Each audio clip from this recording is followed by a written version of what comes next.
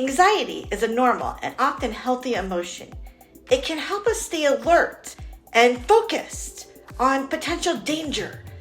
But for some children, anxiety can become so intense that it interferes with their daily lives, including their ability to go to school.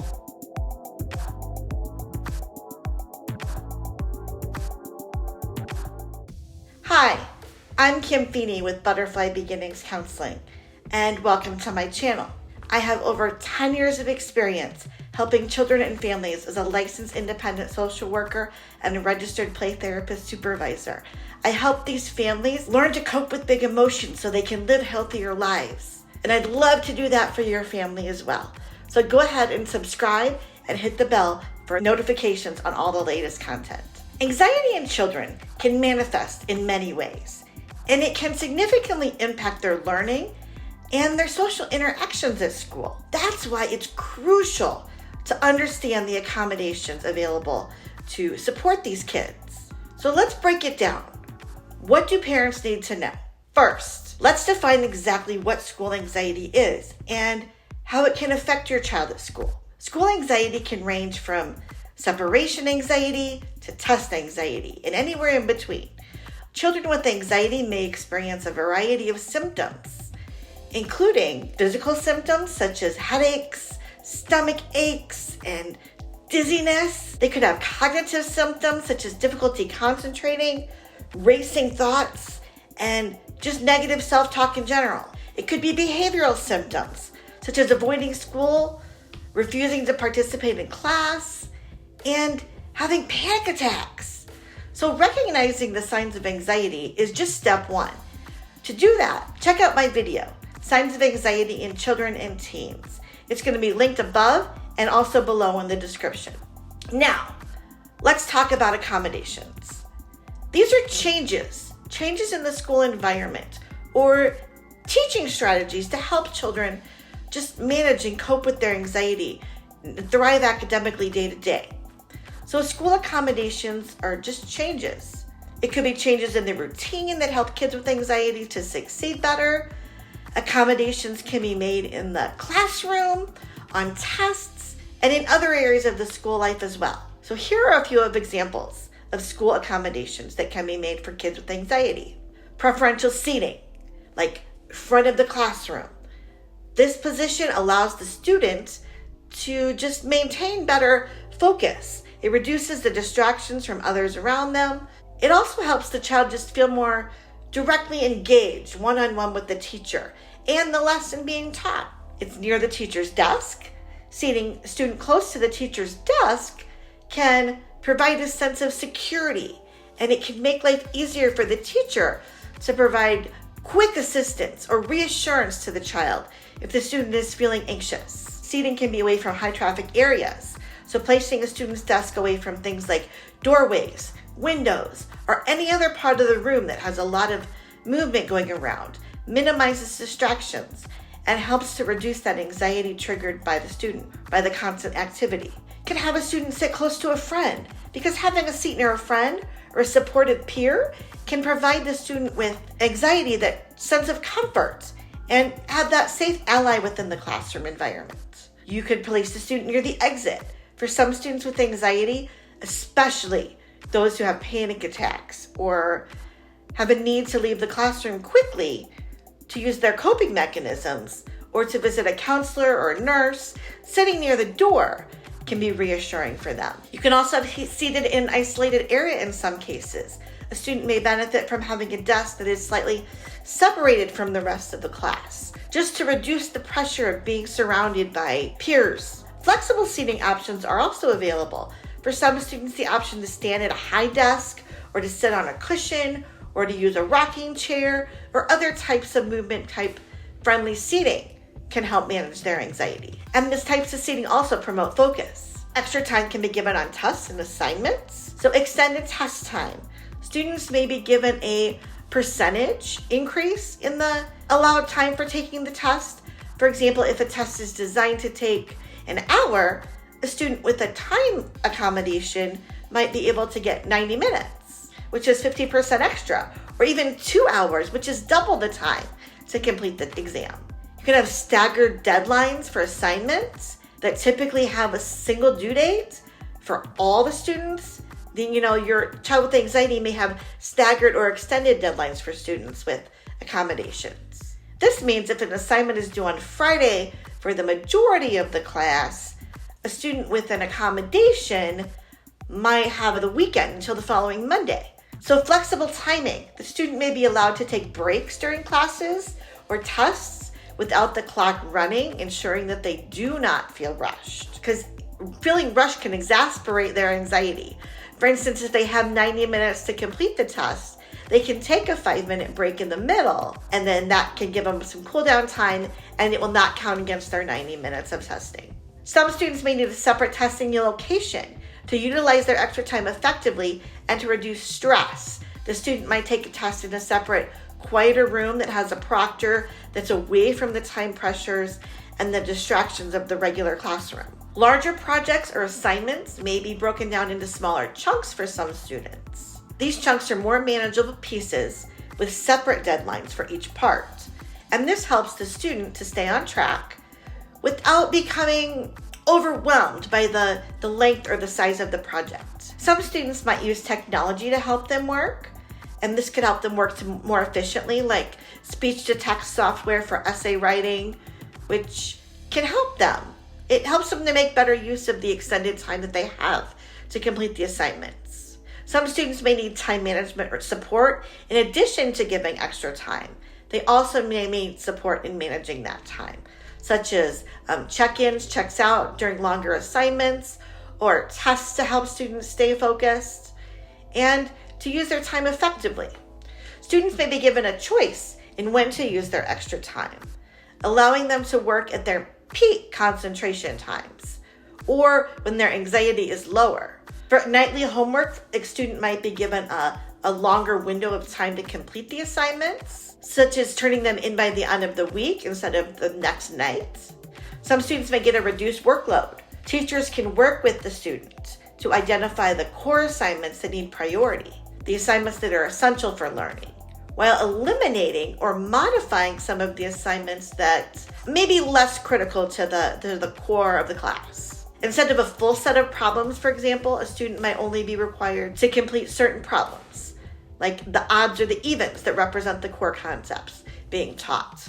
Larger projects can be scaled down in scope or complexity so the student can demonstrate their understanding of the work without the stress of an extensive workload. Teachers might choose certain homework assignments that are necessary for the student to keep pace with the rest of the class while exempting them from others, kind of, again, reducing the overall volume and workload for the students. Projects can have extended timelines for completion, allowing students to work at a more leisurely, manageable pace. On tests, a student might answer fewer questions that still cover the range of topics, or they may be given a choice of which questions they want to answer. In group projects, roles can be assigned that align with the student's strengths and stress levels. This potentially reduces the individual workload. And focusing on major tests and projects rather than daily homework also reduces stress and daily workload, focusing on larger but less frequently tasks. Simplifying and clarifying instruction can reduce negative cognitive load and anxiety about how to approach an assignment.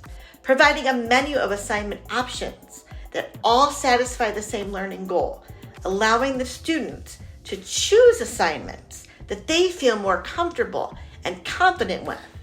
They may have a reduced reading load, for example, providing the main points or a summary of the reading assignment, or allowing the use of audiobooks versus the textbook. They could have adjusted grading, which is grading based on a smaller number of completed assignments, so that each piece of work then has a higher value rather than just grading based on a larger volume of work. Breaks throughout the day are essential for these sort of kids. Scheduled breaks, specific times that are set aside for the student to take a break from the classroom. These can be scheduled after particularly stressful subjects or activities, or it could be breaks on demand, where the student is allowed to request a break when their anxiety feels overwhelming or really high at the moment. And there's a predetermined signal or code word they use to communicate to their teachers that discreetly that they need a break. Then have a designated quiet area or calming space inside or outside the classroom where the student can go to relax and regroup before returning to class. They may also have activity breaks, which are breaks that include physical activity, like a walk around the campus or the school, or just some simple stretching exercises that can help reduce anxiety. They can also incorporate mindfulness breaks, which are short guided mindfulness or breathing exercises led by the teacher or through an app to help students center themselves and then reduce the stress and anxiety. Peer support breaks can be helpful for some students. Spending a few minutes with a trusted peer or a school counselor during a break can provide the comfort and support that student might need. Lunch and recess considerations. Accommodating where and how a student spends their lunch and recess time can also serve as a break, such as allowing them to eat in a quieter space if the cafeteria is too overwhelming and noisy. Homework breaks for older students with homework. Providing breaks during study hour, study halls, or free periods can help to manage their anxiety related to the academic pressures and workload. Flexibility with physical education, because some students may feel anxious during physical education classes. So breaks during these periods can also be an option. And then transition breaks, additional time between classes to avoid the crowdedness of the hallways, which can definitely be a source of anxiety for some students. They may need permission to leave class early as needed to visit the counselor or the restroom. They may get a special hall pass the student could have. This would allow them that access to leaving the classroom without having to ask verbally each time, which reduces that stress and embarrassment on the student. There should be a communication system that's a discrete signal or code that the student uses to indicate the need to leave. Again, minimizing the attention from peers. Teachers should be notified of this as well, of the accommodation in advance, and they should understand the student's need to leave the classroom without requiring an explanation on each time the student needs to leave. Some students having scheduled prearranged times to check in with somebody, either a counselor or a nurse, can be very beneficial and less disruptive than just leaving the class unexpectedly. And the student would also have a clear plan for where to go when leaving the classroom for a safety plan. Whether, again, it's the restroom, the counselor, the nurse, a designated calming space, the student would have a place that they are assigned to go. The buddy system, in some cases, especially with younger students, a buddy might be designated to accompany the student. This could be for safety or just for support. All of the students' teachers should be aware of the plan, the accommodations, to ensure consistency across different classes. And of course, there should be a clear understanding with the student that these accommodations are for managing their anxiety and just not to be misused for other purposes. The frequency and the timing of the exits, of course, need to be monitored to ensure the student is safe and that their educational time is not unduly compromised.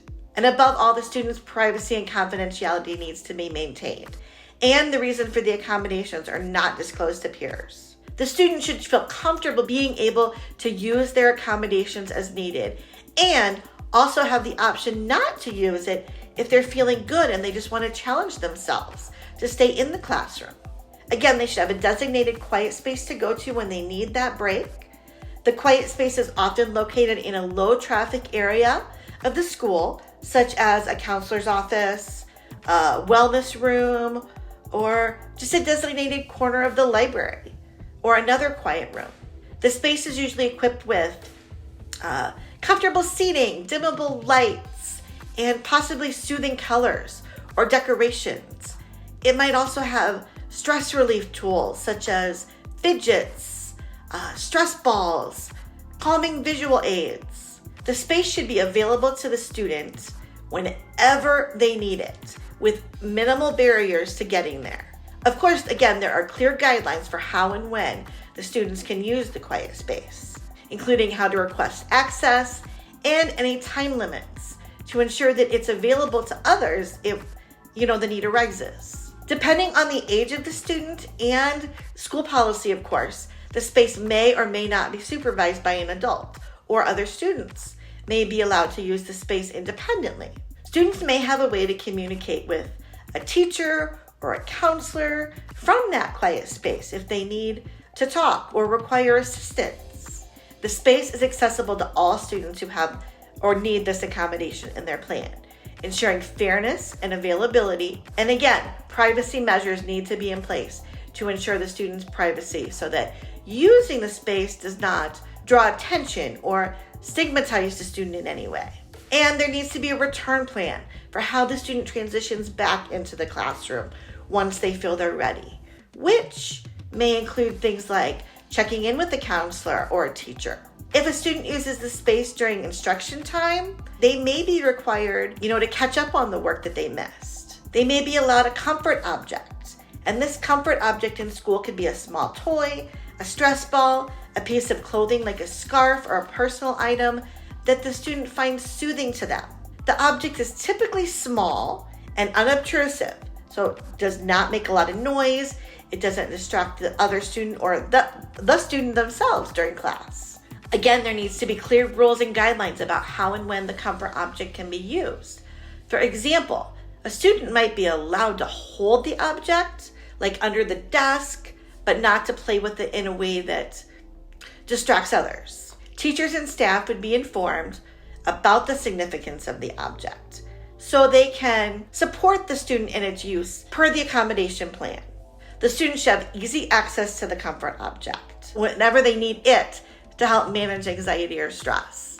So there might be a designated place in the room or in the student's backpack or locker where the comfort object is stored. Over time, the goal may be to help the student develop other coping strategies so that they can become less reliant and dependent on the comfort object. The school community should, of course, respect the student's property and privacy, not questioning or discussing the object unless initiated by the student. And while allowing the use of the comfort object, the school may also work with the student to develop other coping strategies that can be helpful for the anxiety in the classroom, aiming for a wide range of tools that they can rely on. Parents, it's necessary for parents to be involved in selecting the object to ensure it's appropriate for school and that it's effective for the student as well.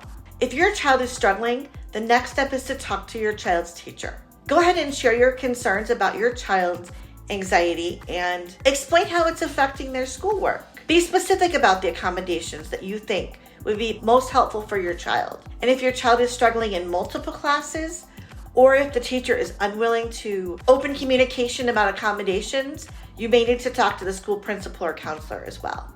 You may also want to consider having your child evaluated for a 504 plan or an IEP, individualized education plan, where each accommodation is tailored to meet your child's needs. You also might be wondering about the difference between the 504 plan and the IEP. So let's dive into that next. An IEP plan is a developed plan to ensure that a child who has a disability identified under the law and is attending an elementary or secondary school, that they receive specialized instruction and related services. A 504 plan is designed to provide a child with disabilities the necessary accommodations to ensure that their academic success and access to the learning environment is provided. So applying for these accommodations, that may seem daunting and overwhelming, and it's a process where you as the parent can advocate for your child's success and needs. So talk to your child's teacher or school counselor. Request an evaluation. Work with the school to develop the plan. Some additional tips for parents: be patient and understanding. It may take some time for your child to adjust to the new plan and the new accommodations. Keep communication open regularly with your child's teacher. Check in to see how the accommodations are working. And of course, make adjustments as needed. Above all, advocate for your child's needs. Do not be afraid to speak up. If you think your child is not getting the support that they need and they deserve, if you're looking for a place where you can discuss your family struggles with like-minded individuals, consider joining our Facebook group for calm, empathetic, supportive parents and caregivers. You'll find the link for that down below in the description. Remember, you are your child's biggest advocate, and you have the right to request these evaluations and services. So collaboration with the school is key though. This includes regular communication with teachers, counselors, and possibly even training sessions to help the school staff. Understand your child's needs. It's also essential to involve your child in the conversation to the extent that's developmentally appropriate for their age and level of understanding. There are many resources available for you and your child. Some of these include books and online materials, and there's lots of links below in the description for these resources. Go ahead and drop me a comment and let me know which of the resources down below that you're putting into your Amazon cart. When selecting books and resources, it's important for parents to consider the age appropriateness and the unique needs of your child. Navigating school accommodations for anxiety is a journey, and with the right knowledge and tools, your child can have a successful and joyful learning experience. School accommodations can be a lifesaver for children, especially children with anxiety. They can help children feel more comfortable and supported at school, and they make a huge difference in their academic performance. If you think your child may need school accommodations for anxiety, please talk to their teacher, talk to their counselor. You can also find more information about school accommodations and anxiety on the websites of the National Association of School Psychologists and the Anxiety and Depression Association of America. Again, you can find those links below in the description. Don't forget to join our Facebook group for calm, empathetic, supportive parents and caregivers using the link below in the description. If you found this video helpful, give it a thumbs up, subscribe, and share with a friend. Until next time, wherever you are in your day, hug your child and make it a great one.